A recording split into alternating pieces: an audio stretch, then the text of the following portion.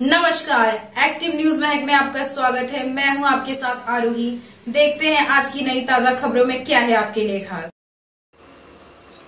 वसीत प्रेयसीची हत्या प्रकरणी भाजप नेत्या चित्रा वाघ आचठे पोलिसांच्या भेटीला। अंकात भाजप नेत्या चित्रा वाघ यांनी वसीतील आचठे पोलिसांची भेट घेतली। वसीतील दुर्घटना दुर्दैवी असल्याच्या त्या म्हणाल्या। पोलिसांनी 149 ची नोटीस रोहित यादवला दिली होती, सांगून त्यांनी पोलिसांची बाजू सावरली आहे। आरोपीवर कठोर कारवाई व्हावी, त्याला फाशीची शिक्षा होण्यासाठी प्रयत्न करणार असल्याच्या त्या म्हणाल्या। आरतीवर जेव्हा हल्ला झाला त्या घटनास्थळी लोकांनी बघ्याची भूमिका घेतली। समाजाने अशा घटना घडू नये म्हणून पुढे येणे गरजेचे आहे। लोकांनी प्रयत्न केले असता तर तिचा जीव वाचला असता असंही त्या म्हणाल्या। Bite Chitra Wagh.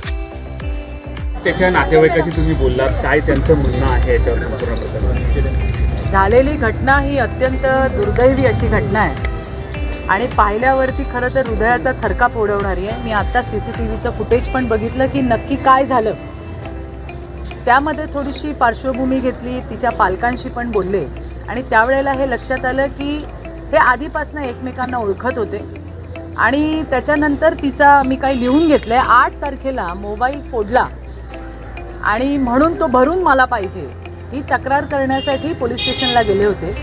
NC section जे आहे, NC सेल प्रिव्हेंटिव्ह ॲक्शन जिथे घेतात एव्हरशाईनला, तिथे बोलवलं आणि त्याच्या आधी पोलिसांना पार्श्वभूमी माहीत नव्हती। पोलिसांनी जरा त्याला बोलवून घेतलं, दम दिल्यानंतर मुलींनी सांगितलं की त्याला तुम्ही काय बोलू नका, आम्ही समजून घेतो आणि मग ते बाहेर पडले।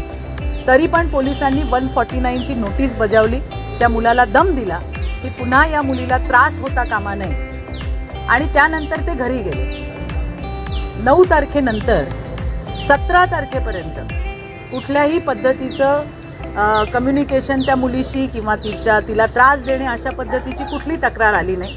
17 तारखेला त्या मुलीच्या फोनवर फोन आला त्याच मुलाचा आणि त्याने सांगितलं की माझा चुकून नंबर लागला, तू परत तक्रार करू नको पोलीस स्टेशनला, कारण पोलिसांनी सांगितलं होतं की जर ही पोलीस स्टेशनला आली तुझ्यावर आम्ही गुन्हा दाखल करू आणि मग तुला सोडणार नाही, असं दम देऊन पाठवलं होतं आणि तो फोन कट झाला। आणि 18 तारखेला मात्र त्याने असा हा जो प्रकार आहे तिला मारण्याचा तो त्या ठिकाणी केलाय। मला इथे एवढंच आहे की याच्यामध्ये 10 दिवसामध्ये काही तक्रार नव्हती।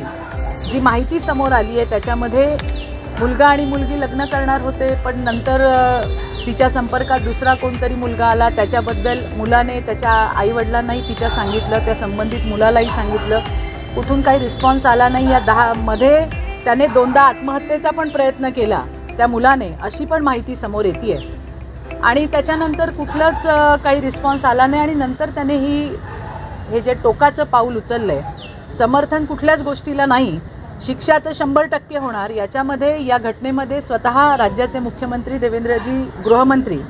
राज्याचे गृहमंत्री देवेंद्रजी यांनी या प्रकरणामध्ये लक्ष घातले। कमिशनर साहेबांशी ते बोलले, संबंधित अधिकाऱ्यांनाही सूचना दिल्या आहेत। सकाळी मी DCP मॅडमनाही भेटले, त्याच्यामुळे सुटणार नाही, चांगल्यात चांगला वकील देऊ, फाशीची शिक्षाही होईल। ही घटना होत असताना ही दिवसा झालेली घटना आहे आणि त्यावेळेला लोकांनी बघ्याची भूमिका घेतली, हे मात्र फारच दुर्दैवी आहे। मला हे सांगायचं आहे तुमच्या माध्यमातून, हे पहिलं नाही आहे, याच्या आधीच्या पण ज्या घटना आपण पाहिल्या, त्यामुळे लोकांनी फक्त बघ्याची भूमिका न घेता या घटनेत सुद्धा एक मुलगा आला होता वाचवायला, बाजूचे 2 जण उभे होते, त्या तिघांनी मिळून त्या मुलाला जरी मदत मिळाली असती तर आज मुलगी वाचली असती। म्हणजे समाजाने सुद्धा फक्त बघ्याची भूमिका न घेता अशा जर काही घटना घडतात, कारण हे विकृती आहे, हा विकृतपणा आहे आणि या विकृतपणाला ज्या वेळेला अशा घटना घडतात त्यावेळेला फक्त बघ्याची भूमिका न घेता समाजाने सुद्धा पुढे येणं गरजेचं आहे आणि जर आले असते तर ती मुलगी नक्की वाचली असती। मी मुलीच्या आईशी पण बोलले, बिहारचे आहेत ती लोक, इथं पोटापाण्यासाठी आले, मुलगीसुद्धा त्या ठिकाणी काम करून घराचा उदरनिर्वाह करायची आणि त्यामुळे ही घटना घडली, ही अतिशय वाईट आहे। अशा घटना होऊ नये म्हणून मी आता पोलिसांशीही बोलले। बाळासाहेब पवार इथले पोलीस निरीक्षक आहेत, त्यांनी मला काही पत्रकं दाखवली, बऱ्यापैकी तो जो एरिया आहे त्याच्यामध्ये उत्तर भारतीय लोक जास्त राहतात, कष्टकरी वर्ग त्या ठिकाणी आहे। वेळोवेळी त्या ठिकाणी जाऊन वेगळी पत्रकं वाटणे, कुठल्या अडचणीमध्ये येऊ नका, कोण फसवतंय, तुमच्या मुलांची काळजी घ्या, काही असेल तर पोलिसांना त्या ठिकाणी संपर्क करा, अशा बाबतच्या सूचना या सततच्या त्या ठिकाणी दिल्या जातात। प्रिव्हेंटिव्ह ॲक्शन जी घेतलेली आहे, 149ची जी नोटीस त्या ठिकाणी दिलेली आहे, हे पोलिसांनी त्यांचं काम त्या ठिकाणी केलं आहे. झालेली घटना ही दुर्दैवी आहे.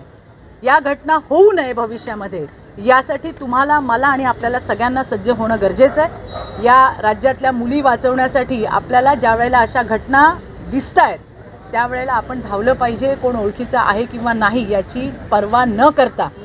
पोलीस तर पोहोचलेच आणि तो मुलगा तिथेच बसलेला होता. 10 मिनिटात पोलीस पोहोचले. त्याने केलेला गुन्हा कबूल केला आहे. आणखीन इन्व्हेस्टिगेशन चालू आहे. मोबाईल फोन वगैरे पोलिसांनी ताब्यात घेतलेत. त्यामुळे येणाऱ्या दिवसामध्ये आणखीन काय असेल त्या गोष्टी समोर येतीलच.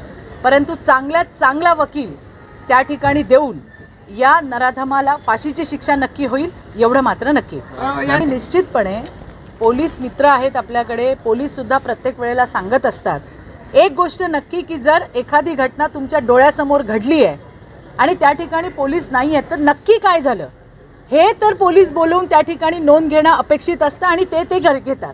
पण आता एवढ्या दिवसांमध्ये मला असं ऐकिवात नाही आहे की कुणी अशा पद्धतीने की बाबा पोलीस आम्हाला हॅरेस करतात किंवा पोलीस आम्हाला त्रास देतात अशा पद्धतीचं माझ्या ऐकिवात नाही आहे. खूप दिवसांपूर्वी किंवा आधीपासून एक परसेप्शन डोक्यामध्ये बसलेलं आहे की आपण जर कोणाला ॲक्सिडेंटच्या वेळेला मदत केली आणि काय झालं तर मग पोलीस आपल्यालाच पकडतील असं नाही आहे. लोकांनी कृपया मला अगदी हात जोडून सांगायचे आहेत आपल्याला पोलिसांना मदत केली पाहिजे. समाजातील आपल्या सगळ्यांचं रक्षण करण्याची जबाबदारी त्यांच्यावरती आहे.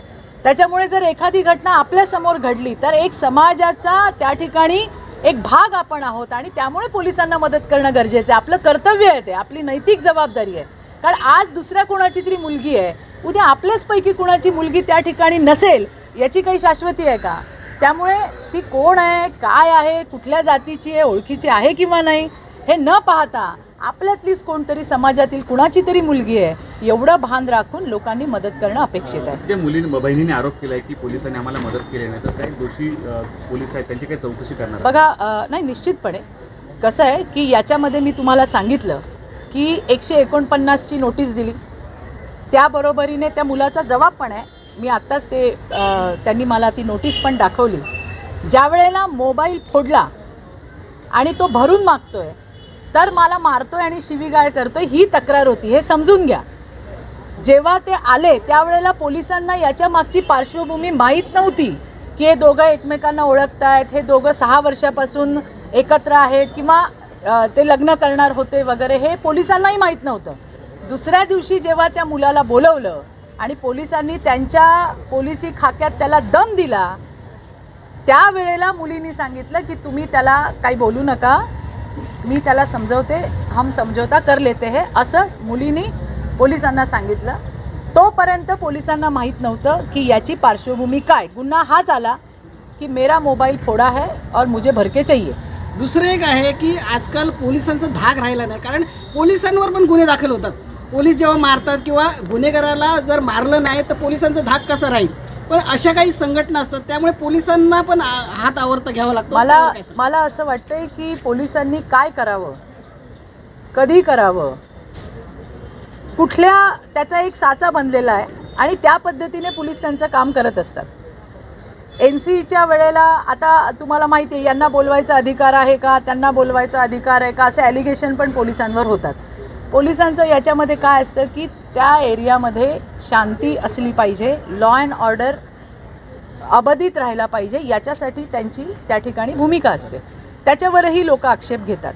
परंतु आता ठीक आहे, मला तुम्हाला एवढंच सांगायचं की पोलिसांना कधी काय करायचं, कुठली ॲक्शन घ्यायची हे त्यांना चांगल्या पद्धतीने माहिती असतं.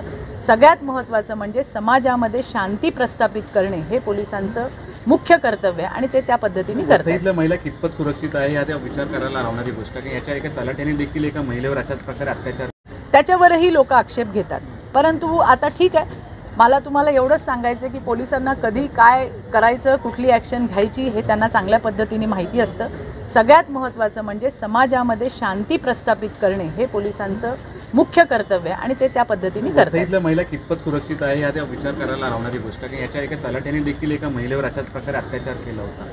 म्हणजे वसईतल्या महिला सुरक्षित आहे असं वाटत नाही महिलांना. ज्या वेळेला तलाठ्याचा जो विषय आहे, मी आत्ताच DCP मॅडमशी बोलले, त्या मला म्हणाल्या की त्यांनी त्या पद्धतीने चौकशीही केली होती. एखाद्या आरोपीला ज्या वेळेला बेल मिळतो त्यावेळेला लोकांचा रोष असा असतो की पोलिसांनी त्याला सोडलं. बेल देणं बेल न देणं हे पोलिसांच्या हातात नाही, ते सन्माननीय कोर्टाच्या हातात आहे. आणि त्याच्यामुळे पोलिसांच्या हातात काय आहे की ते एव्हिडन्स गोळा करणं आणि कोर्टासमोर प्रस्तुत करणं. त्याच्यानंतर काय करायचं हे पोलिसांच्या हातामध्ये नसतं. परंतु बऱ्याच केसेसमध्ये या गोष्टी होतात की पोलिसांनी सोडलं, मग पोलिसांनी काहीतरी पोलीस मॅनेज झाले, जे आपले परवलीचे शब्द आहेत, आपण जे नेहमी ऐकतो. नाही नाही, पोलिसांनी सोडलं त्याला. पोलिसांच्या हातात नाही आहे कुणाला धरणं आणि कुणाला सोडणं. हे जे पेपर्स त्या ठिकाणी दिले जातात आणि सन्माननीय न्यायालय त्याच्यावरती निर्णय घेत असतो. त्याच्यामुळे अशा पद्धतीच्या पण ज्या काही गोष्टी आहेत त्या आपणही समाजाला सांगितल्या पाहिजे. आम्ही तर वेळोवेळी सांगत असतो, पण मला तुम्हाला एवढंच इथं सांगायचं आहे की या ठिकाणी महिलांची सुरक्षा ही महायुतीच्या सरकारची प्रायोरिटी आहे. त्यामुळे कुणालाही त्या ठिकाणी सोडलं जाणार नाही. पोलीस डिपार्टमेंटमध्येही जर कोणी कर्तव्यात कसूर केली असेल तर त्यालाही सोडलं जाणार नाही. तुमच्या माहितीसाठी मला सांगायचं आहे की महाराष्ट्रातल्या जवळपास 2 डझन पोलिसांवरती गृहमंत्री देवेंद्रजी फडणवीस यांनी कारवाया केल्या आहेत. फक्त कारण एवढं होतं की महिलांवरती झालेल्या अत्याचाराच्या घटनांमध्ये कुठेतरी कर्तव्यात कसूर केली. त्यामुळे कोण काय बोलतंय हे महत्त्वाचं नाही. आमच्यासाठी महिलांची सुरक्षा हीच आमची प्रायोरिटी आहे आणि त्याच धर्तीवरती महायुतीचं सरकार काम करतंय. चांगल्यात चांगला वकील देऊ. मला तर आश्चर्य वाटलं की संसद रत्न असणारे लोक म्हणतात हा केस फास्ट ट्रॅकवर चालवा. त्यांच्याही वेळेला नव्हते आणि आत्ताही नाही आहेत फास्ट ट्रॅक कोर्ट, पण हा खटला आपण जलद गतीने चालवू. चांगल्यातला चांगला वकील हा सरकारच्याकडनं उभा केला जाईल.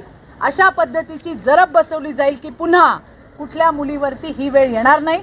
मला आज खरोखर बाळासाहेब पवार आणि त्यांच्या टीमचं कौतुक करायचं आहे की तो जो भाग आहे त्या ठिकाणी अशा घटना होऊ नये याच्यासाठी पोलीससुद्धा त्या ठिकाणी इनिशिएटिव्ह घेत आहेत. त्यांच्याकडे काही पत्रकं त्यांनी काढली आहेत, तेही तुम्हाला दाखवतील. हे बघा, हे अशा पद्धतीचे हिंदीमध्ये आणि मराठीमध्ये त्यांनी पत्रकं काढलेली आहेत की काय काय प्रिकॉशन घ्यायला पाहिजे. म्हणजे पोलीस त्यांचं काम संपूर्णपणे करत आहेत. इकडचं प्रिव्हेंटिव्ह ॲक्शनची जी सेल आहे, PI बोरसे त्याचे आहेत प्रमुख. त्यांनी त्यांच्याकडे जी पहिल्यांदा घटना आली त्यांनीही याच्यामध्ये तात्काळ पावलं उचललेली आहेत. तरीसुद्धा जर असं कुठे वाटत असेल की पोलिसांनी कर्तव्यात कसूर केली आहे तर निश्चितपणे त्याचीसुद्धा चौकशी झाल्याशिवाय राहणार नाही. पण पुन्हा तुम्हाला हेच सांगते, गृहमंत्र्यांनी या घटनेची दखल घेतलेली आहे. कमिशनर साहेबांशी बोलणं झालेलं आहे. DCP मॅडमना त्या पद्धतीचे इन्स्ट्रक्शन्स दिलेले आहेत आणि संपूर्ण टीम ही त्या ठिकाणी काम करते.